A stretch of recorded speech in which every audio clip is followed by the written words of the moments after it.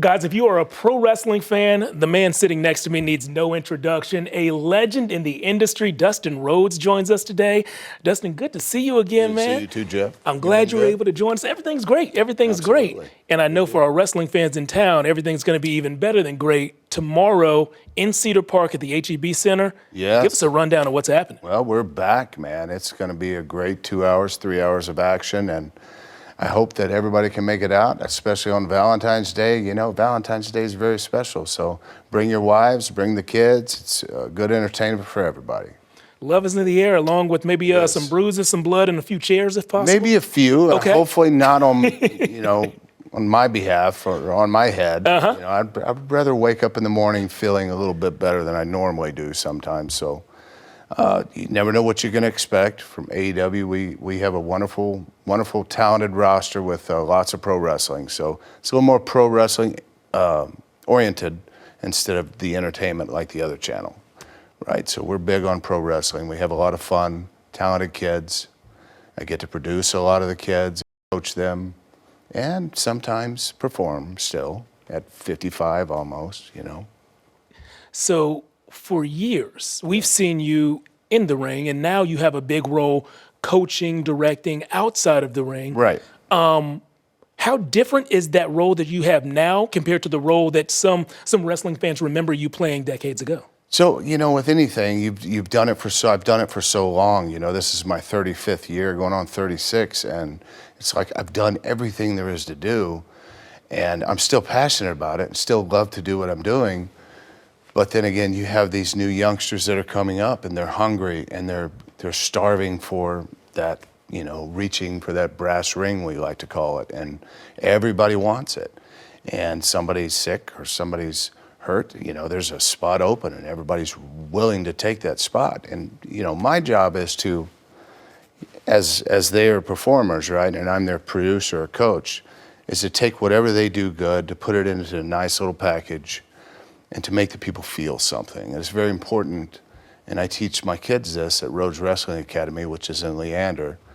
I teach my kids, it's not about the moves that you do in the ring or what you say on a microphone when you're cutting a promo to thousands or millions of fans. It's how you make them feel.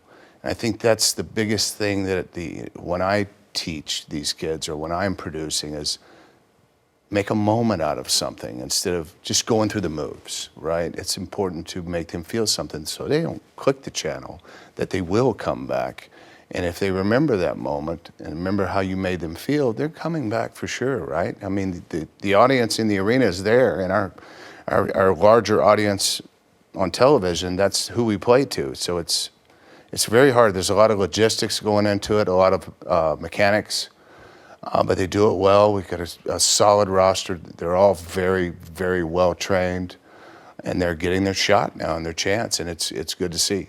It's good to see. You mentioned feelings and a moment, and I'm curious about the moment since you've joined AEW that's made you feel most proud. What are you most proud of? So the moment that stands out was the first pay-per-view we did. It's inception, basically, Double or Nothing. I was standing across the ring with my brother, and this was something that we wanted to do with the other company, but we were told it's not good enough to be on WrestleMania. Right? So we finally get our chance to do this. And the passion that went into this project for my brother and I, man, I mean, the people were there. They were in the building. And, and I'd been at the other company for so long, coming into a new atmosphere of different kinds of wrestling fans was kind of nerve-wracking. It was very scary. So I didn't know how they were going to react to me, basically, but I knew how they were going to react to Cody. And this is the first time I get to face my brother, and I want to make it a good one at 50 years old, because I was 50 when we had our match. And we walk out there, and I got a great response. I'm like, this is going to be a breeze. I was so focused. And if you understand the energy of crowds, and you're standing in the ring across from your brother, and you can hear people, but you can't, right? You can see them, but you can't see them. You're so laser focused on what the job has to be right now, right? And what you have to pull off. And we could have missed 1,000 things, but the magic was there that night. The stars aligned, and we absolutely blew it out of the park, man. And it is one of those matches, if you look back at it, the first Double or Nothing we did, I think that was in 2018. It was a magical night for me, and it kind of brought my passion back a little bit, right? And it just made me hungrier than ever, and it's an exciting time to be alive in the business. AEW is such an incredible place to play. You know, we are treated like a sports team, and I love that about our company. And you know, it's about rankings. It's about, you know, wins and losses. It's about the camaraderie in the locker room, you know, to your teammates and stuff. And it's just it's a blast to work here. It is. And Tony Khan, any and every time he gives me the opportunity to go out, I go out and kill it because I'm still passionate about it, and I love that. And I know what I'm doing because I've done it for so long. You know, so it's definitely paying off. After so many years in the business, it's paying off big dividends. So it's great. You mentioned that camaraderie in the locker room. Yes. Do you have a recent example you can share with us of something you've seen between two people in the locker room and you thought to yourself, like, that is special. That's what you want to see in this kind of place? So we know this is a business, right? Of course you're going to have friends in a business. But this business, you come into the locker room, everybody is excited to be there. Nobody is moping around. Nobody is just, I don't want to work today. Everybody is willing to put in the effort to go the 100-yard distance, to put it all on the line, and that's what makes that team work, right? You don't see like just people in the back corner not happy to be there. We're all happy to be there, and it's amazing to see. It really is. Of every place that I've worked for so many years, this place has been the funnest. It has been the most challenging. There's so many things and so many logistics that go into it, like I said, but it is a blast to be a part of this organization, AEW. All Elite Wrestling is where it's at, the future's at. One place recently that I saw AEW mentioned and featured was on the Netflix show Wrestlers. Yeah. Is that a show that you've seen? And if so, what did you think about the depiction of some of the up-and-coming wrestling leagues and how they can feed into the bigger leagues like AEW? See, it's good right now because there's not a monopoly on the wrestling industry, right? There's more companies out there, and one being us. We're a big one, along with the other one. And there's places to go and work. There's places to go and train. There's these reality shows you can get seen on with like the Netflix show. I'm in the Rhodes Wrestling Academy is in the works of doing a reality show. Hopefully that comes to pass. We're working on it, so we're chipping away at it, and we're just trying to attack it at all angles. And you know, hopefully sometime very soon it's going to do something for us. But it's great right now because it's everywhere. Wrestling is everywhere. It's more mainstream than it has ever been. It's incredible to be a part of that. From when it used to be, you know, in the early 90s or the 80s, when it wasn't so mainstream, when it was kind of looked upon as that's not really a sport. You know, these guys and girls aren't athletes. But little do they know, we are. And we do this year round, and it's not like a seasonal thing. So we got to be ready. We got great medical teams.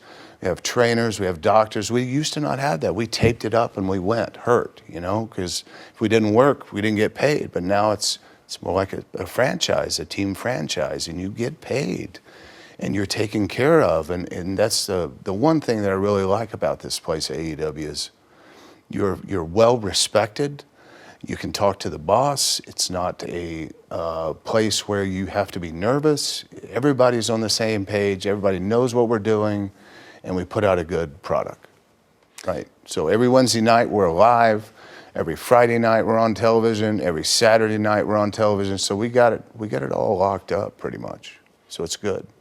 The last time you were here, I remember you had this 2-word motto that you told us about, and I've seen it on social media as well. Those 2 words, keep stepping. Can you remind us what those words mean to you? So if we go in a little in depth to it, back in mid-90s, early 2000s, I got in trouble with some drugs and alcohol. And my life just really I lost it all. I lost my way in a big way.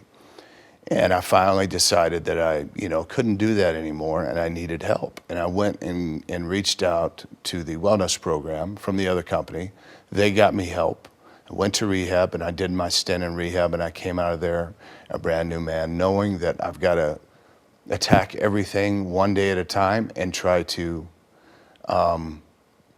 just work on me, work on living a clean and sober day, one day at a time. And it took a couple of years of going and working my program to finally see the light, right?